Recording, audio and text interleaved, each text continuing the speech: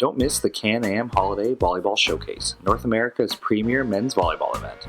Experience and enjoy world-class athletes, coaches, and competition in Toronto this holiday season, December 28th to 31st at the Toronto Pan Am Sports Centre. Get your tickets while they last at www.cahbs.com. Early bird pricing ends soon. Hello everyone, welcome to another episode of Passing Times. My name is Josh Nickel. Unfortunately, Dallas couldn't join us tonight. However, we do have a stud of a guest who's going to do all the talking, so hopefully you won't miss Dallas too much. Our guest this week is head performance analyst for the U.S. men's indoor team. He's coached for several NCAA teams, so we'll pick his brain on that. And he also got a start in performance analysis in a fun way, so I can't wait to cover his whole career. Please welcome to the show, Nate Ngo. How are you, Nate? Thanks for doing this. I'm doing well. Thanks for asking, Josh. Thanks for having me on the podcast. Yeah, so we've got a lot to cover, but I think the exciting one I'd like to start with was, what was the prep like going into your Olympic qualifier, and what was the feeling when you guys confirmed the spot and booked your ticket to Tokyo? It was an interesting prep. Because we had three teams in our qualifying tournament that didn't play in Vietnam. It was kind of different, so we were kind of scrounging around for video a little bit on those teams, and we ended up, we didn't have any video. We didn't really have any video on Korea going into it. Belgium didn't really play too many of their guys in their CEB Golden State matches. So, and really, Netherlands kind of teetered back and forth with their roster in that same tournament in the CEB. So it was a little bit bare in terms of what we had going into it. They ended up playing some friendlies just before the Olympic qualifying tournament. So we were able to get a little bit more of a look then. But it was kind of interesting not having as much video as we probably would have liked going into it. But fortunately, with the format the way it was, we had just enough to be able to have a good scout report going into Belgium in our first match, who's played us tough many times in the past few years. So that was a nice win to get that one under our belt. And we had Korea second. We didn't have much info on them, just kind of going off what we had from Vietnam last year before 2018. Going into that match, and then it was nice to be able to see Netherlands play live a couple times before playing them in the final match, which we were both 2-0 going into that final match. Basically, winner takes the bid. So, and then after winning a pretty intense match against Netherlands in the Netherlands, it's always fun winning big matches like that. And I certainly jumped up out of my seat and stormed the court, going to the celebrations with the coaching staff and the players. That's always a blast. Definitely can't take those moments for granted. Nice. Well, congratulations. I imagine USA Volleyball has similar challenges to us in Canada, where a lot of players are overseas. So how much time as a squad did you have to prep? Is Anaheim still home base? And I guess how long did the team have to kind of unite and get ready before you went to that competition? Yeah, that's really good. Just like we said, all of our players, unless they're coming from the university system within the U.S., they all play abroad, mostly in Europe. So we had a couple guys playing in Brazil. We don't get a whole lot of time to train leading into VNL. So we kind of have to be pretty strategic with how we use. I think we had maybe 2 weeks of practice before going into our first travel week of VNL. And then from there, it's just a little bit of, kind of strategic. How are we going to use each week? Which 14 players are we going to name to the travel roster each week based on the things that we need? Do we need to get some players some rest? Do we need to get some players some reps? Unfortunately for us, last year we hosted VNL finals, so we had the auto qualifier into VNL finals. So we had a little bit of freedom to be able to kind of take a look at some younger guys, give those younger guys a shot, and see how they fared against international competition, especially some of these guys who had just finished playing in college, like Josh Tumaniga, and CJ Falcon. So it was nice to see them kind of how they stacked up against some of the bigger teams. I think the first weekend we were in Poland, Brazil, and Australia. So it's nice to be able to get a good look at some of our younger guys against competition like that. Yeah, for sure. And you mentioned a couple challenges of maybe just not having that much video or data on everybody. Just to give our listeners an impression of how much work you do, how many matches would you typically like on a team before you start noticing tendencies or maybe some stuff that the coaching staff's asking for? Like, how much information do you want before you can kind of make an informed decision about what you guys are going to do? Yeah, I don't know if there's necessarily a set number of matches. I'd say, certainly by the time we're getting into probably like the fourth, fifth week of BNL, we start getting a pretty good sample size of what teams are playing with and what they like to do. So once we get to week four, you're talking about having about 9 matches per team in the current season. And then by the time we were playing, the major tournament at the end of the summer, then you've got a pretty solid base of matches for BNL, hopefully somewhere between 15 to 19 matches if they are BNL, playing in BNL. And if not, throwing in friendly matches and things like that.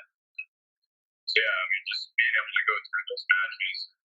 The tough part with international ball is obviously you can bring anybody up into your roster, and so it gets a little bit challenging. You don't necessarily know for sure, teams are going to play, what players are they going to bring to certain tournaments, and so sometimes you're rubbing for a certain lineup, and when you go to the tournament and you go play, and they roll out to a different team, and so sometimes it can get a little squirrely like that, but hopefully your team's able to adjust. Nice. Yeah. Is it fair to say, like, if they change their right side or maybe the setter has the biggest impact on the squad, that it kind of throws off every tendency, everything you guys have prepped, right? Like, certain things can really throw off the dynamic and the game plan you guys have put in, right? Yeah, absolutely. I think one thing that's been really for me, and just kind of how I've been wanting to restructure the way that we approach scouting opponents is to get away from scouting teams based on rotation as kind of the primary factor of variance per team. So what I mean by that is, like, instead of pulling up information like what are they citing on rotation one, regardless of the lineup they're in, kind of looking at trying to make the primary factor that we're looking at more personnel based, right? So for me, it's more about, hey, when this player is on the court, and he's in the front row, how is that player affecting distribution? For example, we're looking at scouting center distribution. If this player's in the front row, how is that player affecting distribution in this situation, as opposed to when they're in the back row? This outside player's in the front row. How do they change, or how does the distribution change when they're in the front row, and so on and so forth. So we're trying a little bit from just specifically looking at rotation 1, 2, 3, 4, 5, and 6. With the exception of maybe rotation 1 when you're in that unique situation where you're opposite and outsider flipped insert receivers. I mean, there's certainly some consideration there. Aside from that, trying to get away from them. Yeah, I was lucky enough to be in Gatineau when you came to Canada and helped train some coaches in data volley. And I know you mentioned that. To me, as a player, I think it'd be more freeing just to identify, okay, Matt Anderson's in the front row, that means we're going to do this, versus trying to say, oh, they're in rotation 6 and they like to do this 35% of the time and this distribution. Like, I think as a player, it's just simple to kind of break things down to if this, then that, right? So have you found that your players have found it more freeing and they're looking at the bench less for information and they can kind of identify little things on their own more? Yeah, that's my hope. I don't know that I've gotten a ton of feedback about it one way or the other from our guys, but that was kind of what I was trying to accomplish in making that change. The last thing I would want for our guys, to be thinking about is, in rotation one, they said the opposite to go 12% of the time. Like, I don't want them to be thinking about specific numbers like that. Just like you brought up when I was talking about before, it's like, I want them to, it's a visual game, right? And so if they see me, okay, hey, I've got Matt Anderson to go against me, what are the odds? What is the scouting report saying about how often do they like to set up? Certainly, Matt Anderson, if we're using this example, he plays outside hitter for professional club teams. Chances are we're probably going to send him some box, right? So, just a little bit more for our athletes, as opposed to having to memorize, specific situations or specific data, just, percentages and things like that. I really want to away from that. Nice. Yeah. Thank you for sharing that. Hopefully we can get into a deep dive of all the stuff you've covered. I would like to circle back and just share with our listeners your start, because I think it's a very impressive story. So you played in high school, and then when you went to university, kind of the program you chose and the school you chose, is that how you got into stats, or what kind of got you into this? And then what made you invest so many hours to become just like a wizard? I wish I had more video of kind of that course and just to show the way you were buzzing around the keyboard and all the stuff you were picking up live that took us 4, 5, 6 tries to get it all. But what really sparked your interest in this field? I played in high school, and even when I was in high school, I was also the student manager for our girls' high school team. And, I fell in love with sport, like, from the moment I started playing it my freshman year.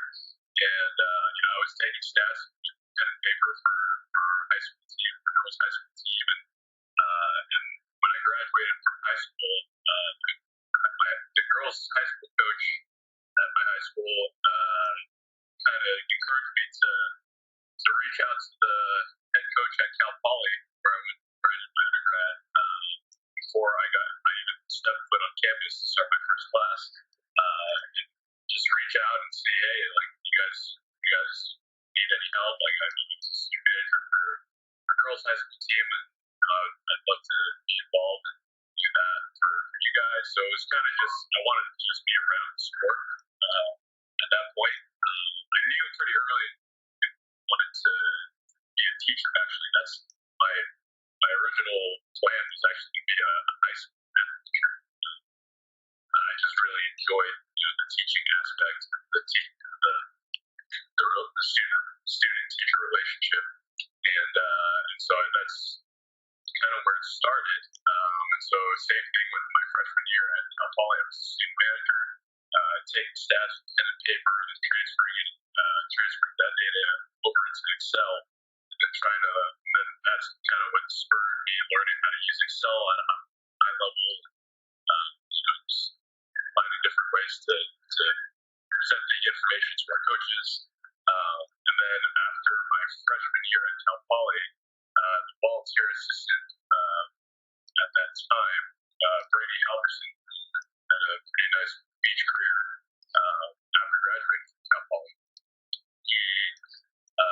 He was the one doing data volley at that time as a volunteer my freshman year. And so when he graduated after that season, they said, hey, here's this laptop, and we have this program called Data Volley, and this is back in 2007. And so they said, hey, see what you can do with this, and you can figure it out. Awesome.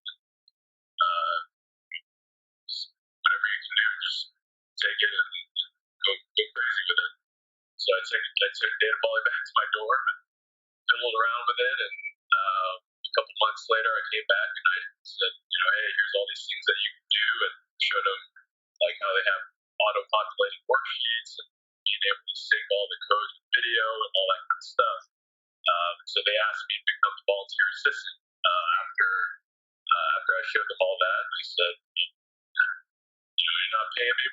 take me on trips, and I get to hang around awesome volleyball players and like get some sweet gear and all that. And why not? So I ended up doing that for the next 3.5 years, 4 seasons for Cal Poly Volleyball. And there, I was lucky enough to get noticed by Nebraska coach.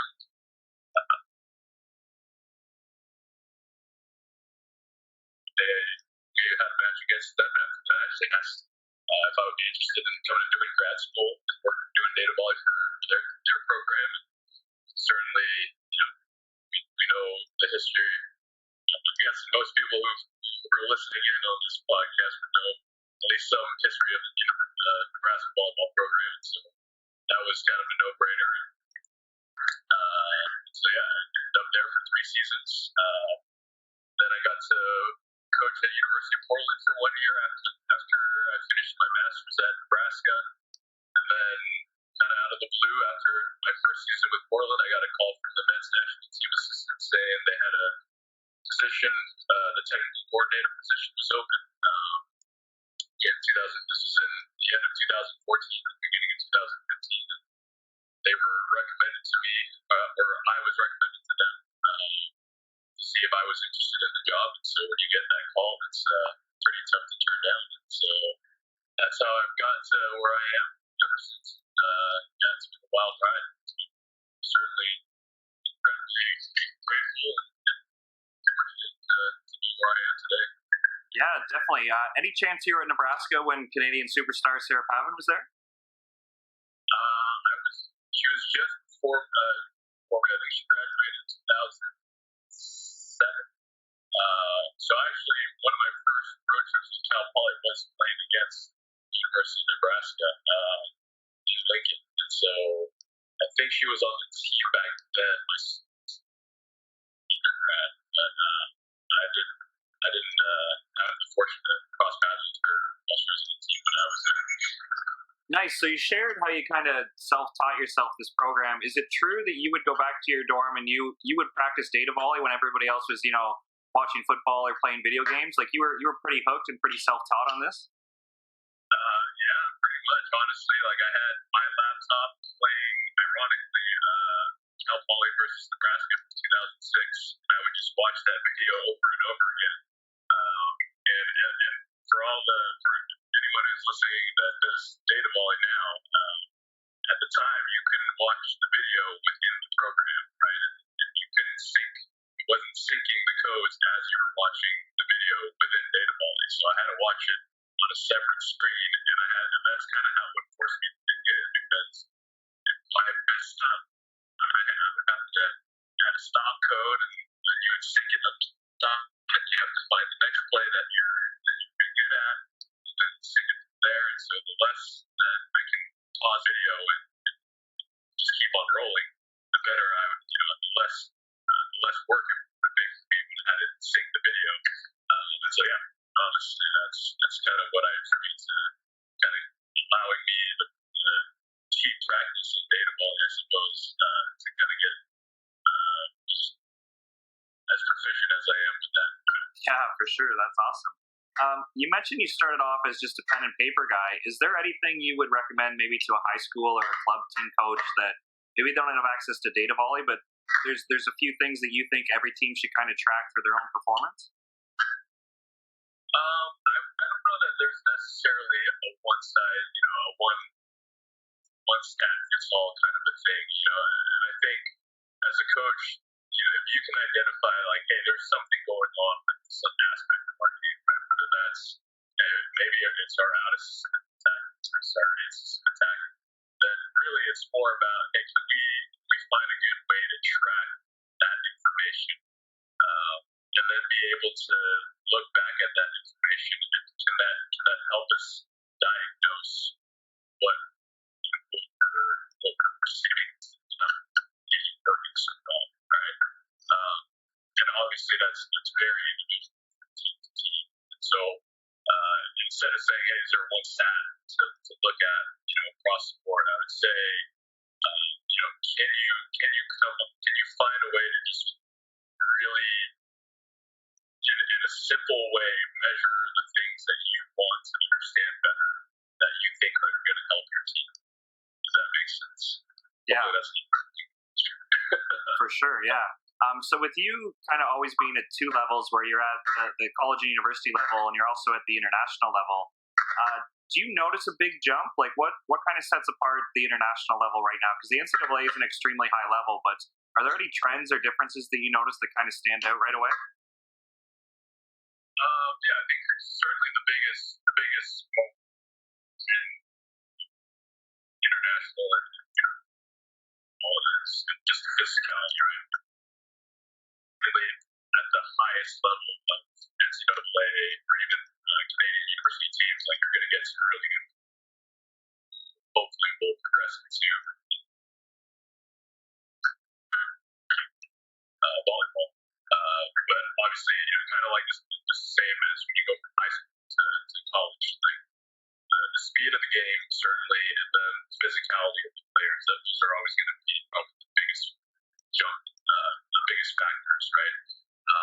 And probably the other thing is just the ability to process the game. And you see in professional volleyball, these guys making really good decisions a lot of the time. Like they're super mindful about, hey, I don't have a great swing, I'm going to be really good about getting the ball in center, just being able to have different tools and as an attacker, like hey, I'm at a tight set, so instead of trying to just blast through the block, I'm gonna play this ball off the block and swipe and maybe a soft shot into the block so that my team can get a recycle and get a few three contacts or something like that. So I think those are probably the biggest jumps that we see. And I guess if I'm talking about the scouting standpoint, at the highest level of international men's volleyball, all the guys can get all the shots. And so when you get lower in those levels, you kind of see some more tendencies. Like guys aren't quite as physical, so they're kind of limited in their range. Yeah, that's true. Is there anything, you mentioned that just international players can do a whole bunch more and they just have these great like toolkits. Is there anything specifically that the teams give you trouble maybe because they do this really well? Like, is there anything that you're running into that the game's kind of evolving where if teams are in system and everything's rolling, they're just really hard to stop because, I don't know, maybe it's USA and you guys run the big so well, or teams are just serving better? Like, is there anything coming in the men's game that their execution is so good that when they're on, they're on? Yeah, I think probably the one thing that stands out the most in the last few years is if you watch teams like Argentina, certainly when Julio Velasco was coaching with Ron and Argentina, he was trying to figure out how with these teams who are not quite as physical as your Italy's and your Poland's and your Russia's, how are you going to win those matches with less physical players? And so you'll see, I think a lot of if you watch middle routes right now in system, you'll see a lot of middles instead of running these traditional tight wing or gap routes where it's pretty just kind of straight on into the spot towards the net. You're starting to see a lot more middle routes where they're running kind of flatter along the net and then just kind of picking and choosing, are they going to stop here and the setter's going to send this ball out to them, or are they going to keep going and jump towards the setter? And so it adds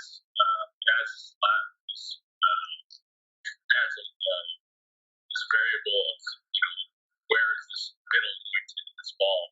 Kind of not so dissimilar from what you see on the women's side with the slide, right? Like the slide, you can set this ball behind and their middle the slide hitter can pick it off wherever they choose to, and so that's certainly what makes the slide one of the harder attacks to block against defending know for sure where this ball is going to be attacked from, right? Or it's a little bit difficult terrain where that's going to happen. So on the men's side, you're starting to see that in front of the setter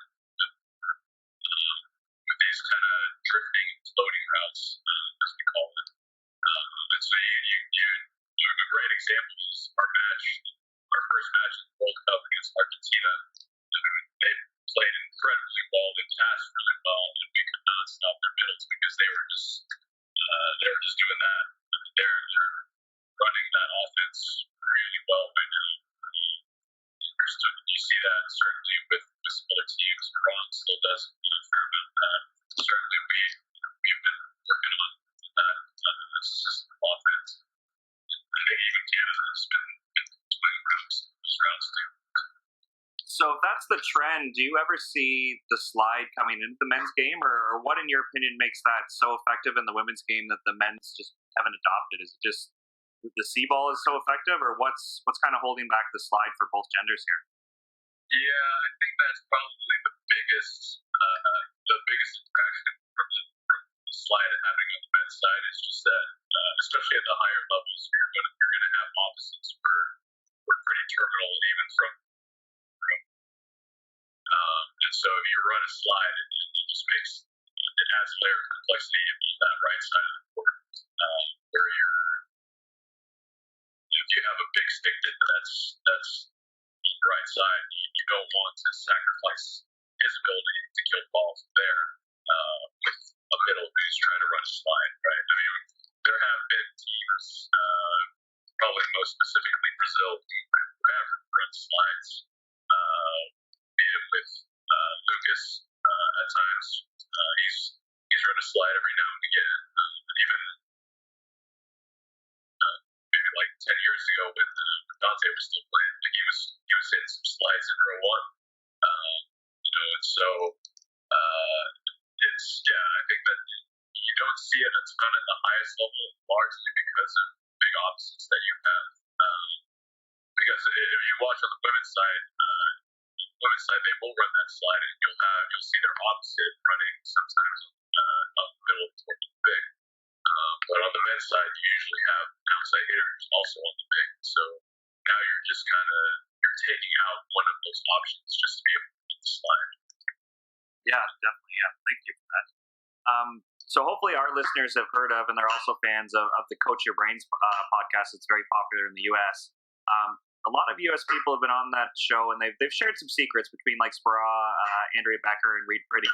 With all the stats you're collecting, are a lot of the decisions that the coaching staff's making based on evidence that you're giving? Like, one thing that stands out that everyone kind of nods their head at and makes sense is the rumor is the serving strategy is, because we're not connected, like if I go back and miss my serve and you're next, you should go back and hit your best serve. That we're not going to talk about missed serves or missing two in a row because it's not connected, right? I think that's easier said than done. Were you kind of a part of that decision that, we need everybody going back and hammering serves, or we're just not going to put teams out of system? I would say that I was part of.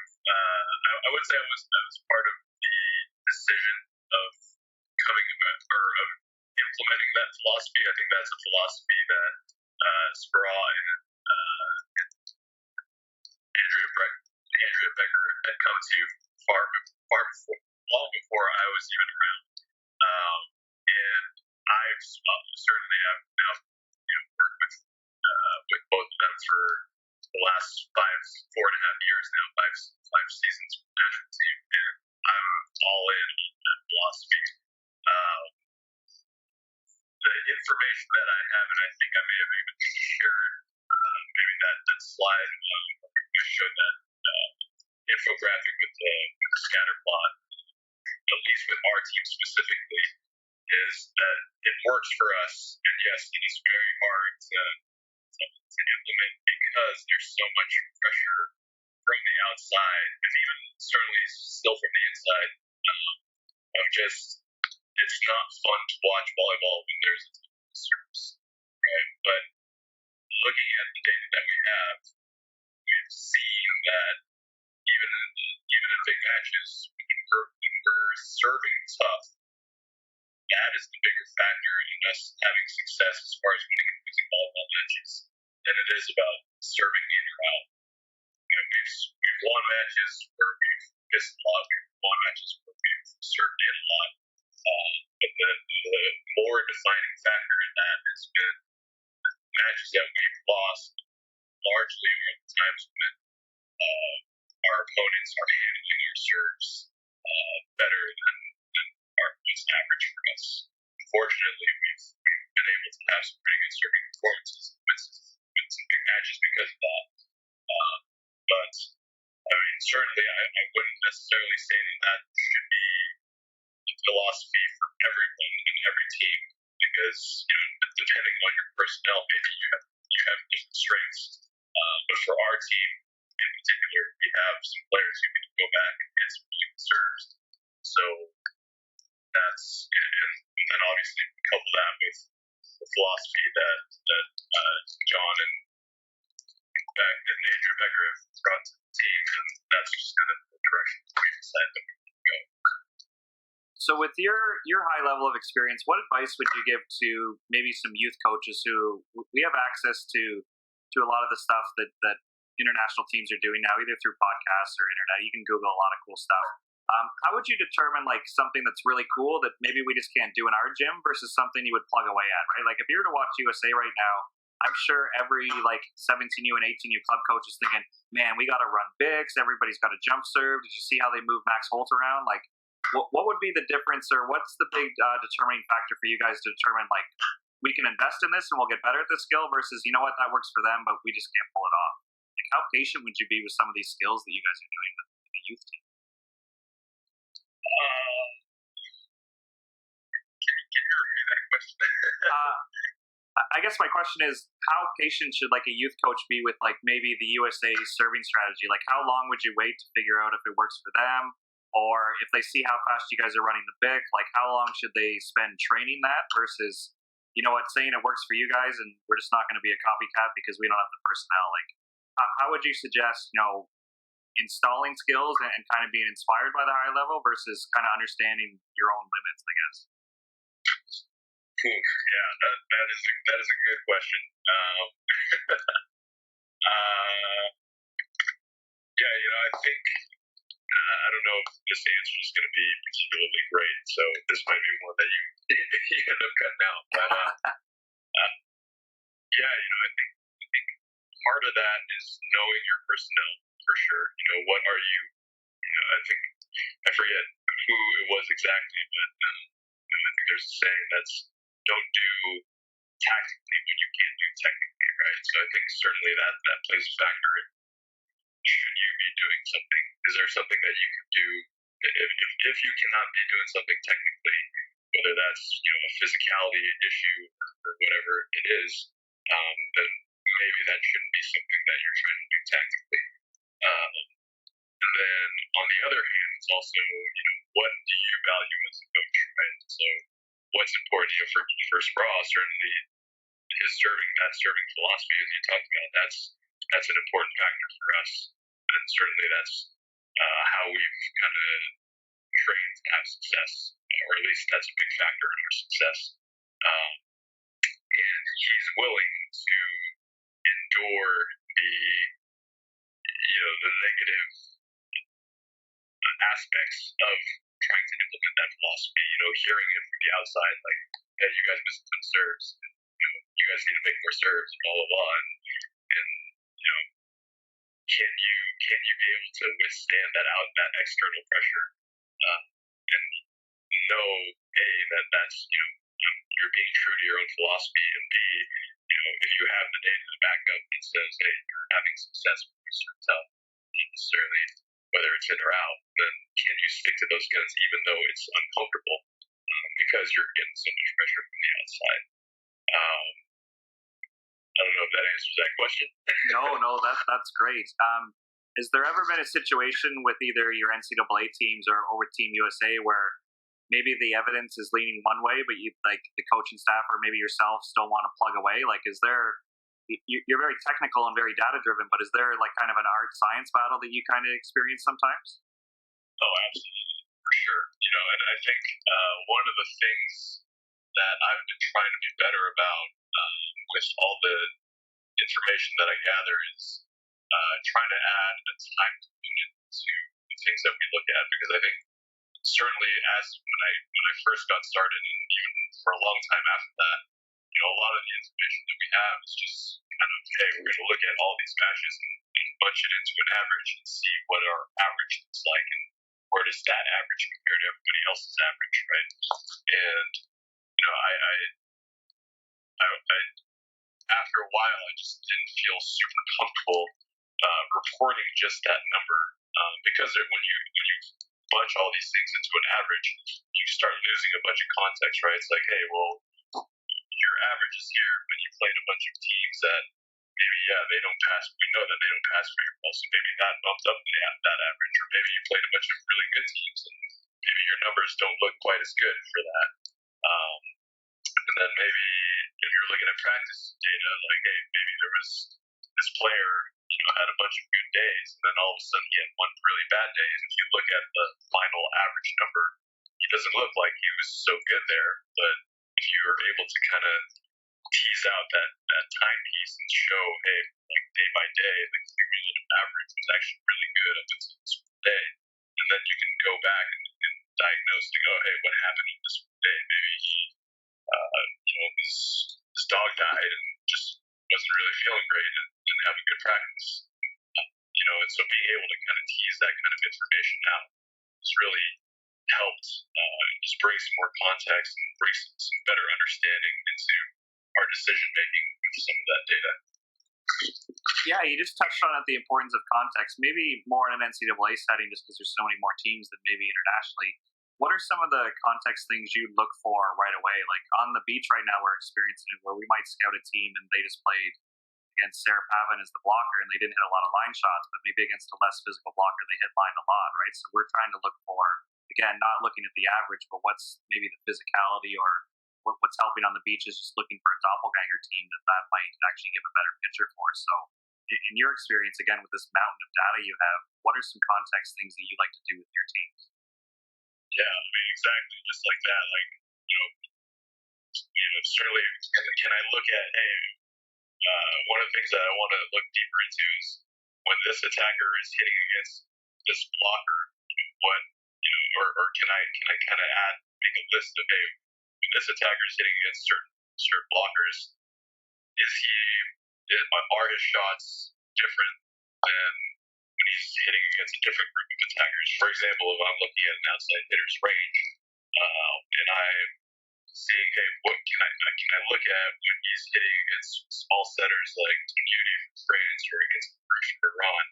How do those shots differ than when he's got maybe Micah Christians in front of him, or Kovalev from Russia, who's a big guy?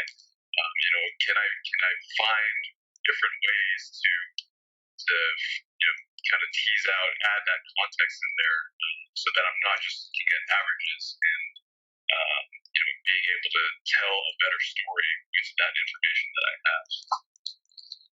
Nice, very cool. Yeah, it sounds like there's definitely some art and science stuff going on in everything you guys do, which is super interesting.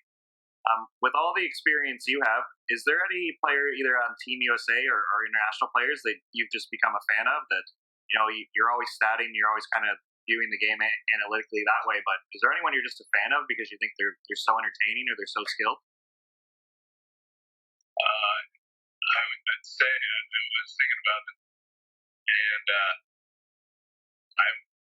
all the things that I've seen at this level of volleyball,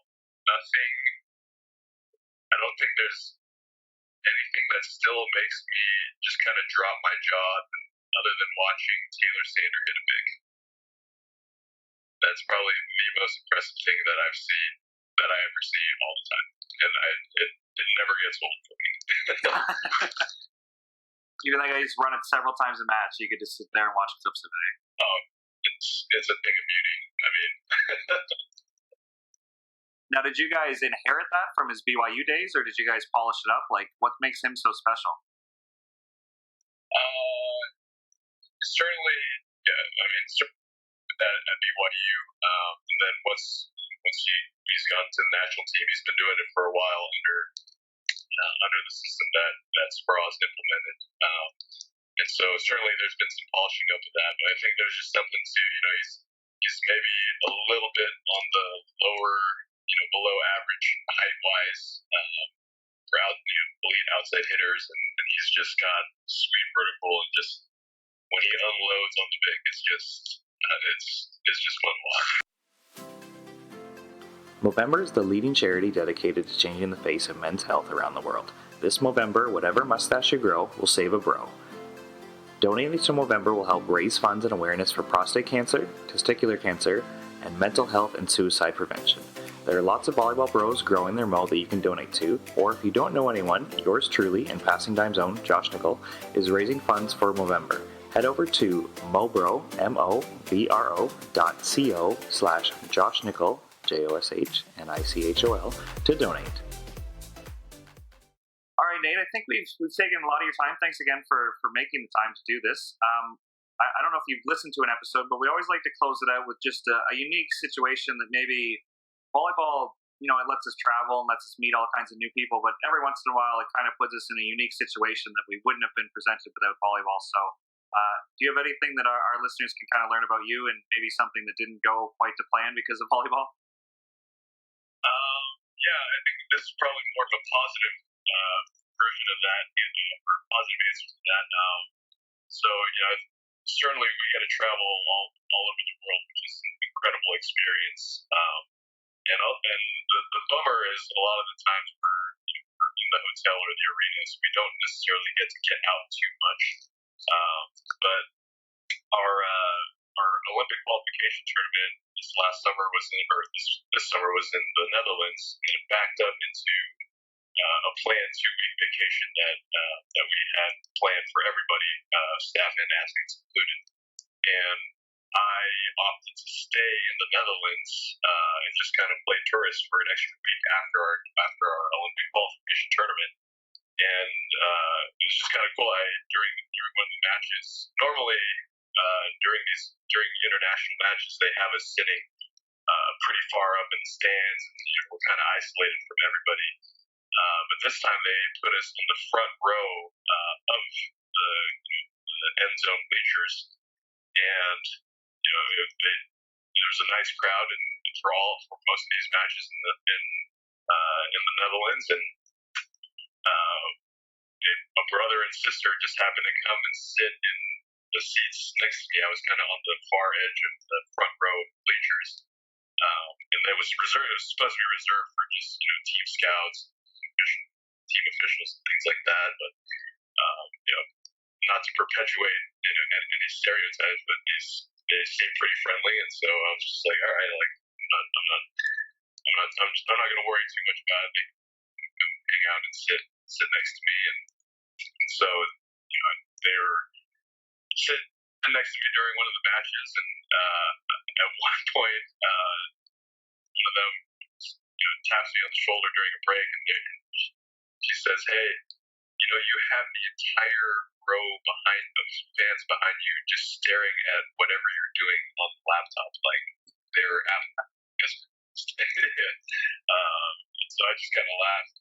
So I kind of got us talking, and I was like, "Hey, I'm actually going to be staying in the Netherlands for an extra week, and do you have any recommendations of what I should do, or where to hang out, or anything like that?" And so they gave me some recommendations. They're like, "Hey, we're going to come back for the match tomorrow. Do you mind if we sit here again tomorrow?" And I was like, "Yeah, no, you guys seem cool, and you guys are welcome to come hang out." And so they came back. They were hanging out, or they sat with me again, and got to chat a little bit more. And just the next thing you know, I'm hanging out and still hanging out in the country and on my vacation, and we're able to meet up. I actually ended up playing with it was brother and sister, and the brother played for like a second or third division club team in the Netherlands, and so I ended up playing in their practice one night in their town, Venlo, and just ended up hanging out with them and had a great time. And, just kind of a reminder of how amazing it is that I get to do what I do, and have the opportunity to meet different people around the world and make friends. It neat experience, and feel super fortunate to be doing what I get to do. Nice. I love that. As much as I enjoy our beach players explaining how they get lost or held up at gunpoint or lose their cell phone or their passport, it's nice to have a positive volleyball story where volleyball's just bringing people together. So thanks for sharing that one. Yeah, absolutely. You mentioned you're now with UCLA on the men's side. Are we going to see you in Canada over the holiday break? I believe there's a Can-Am happening here in Toronto. That's right. I will be in Toronto during that time. Again, I've taken enough of your time. Just maybe last question. Because you guys are in preseason, is that the benefit of playing some Canadian teams? Where I think our universities versus your universities, it's usually very competitive. I think men's volleyball might be the best one across the board if we're talking, basketball, hockey, like other sports. What are you guys looking forward to? Is it just a chance to play different teams, travel a little bit? Like, is it the whole package, or what are you looking forward to most? Yeah, I mean, I would imagine pretty neat experience. I think one of our players is from Toronto, if I remember correctly. Yeah, Cole Kitcherzinski. Yeah. So I don't know how much of a factor that was in that, but yeah, I mean, I certainly, I think we're playing Trinity Western, if I remember correctly, and from what I understand, that's one of the top teams in Canada perennially, and so I think that's what Sproul was looking for, some really good competition. Nice. And I think the ball will be a little bit different. If they use, we use a Mikasa. You guys are Molten, I think? Yeah. Nice, advantage us. So that'll be good. Hopefully fans will come out and see the show and hopefully get a chance to, heckle you because, you can carry a conversation on while doing data volley. It's very impressive. So, or hopefully you make some new friends in Toronto too. Yeah, hopefully. Awesome. Well, thanks again for taking the time. I know you're busy. You're out for a hike today and doing all that great stuff. So we really appreciate you taking the time and looking forward to seeing you guys later on in December. Yeah, thanks for having me, Josh. All right. Thanks, Nate.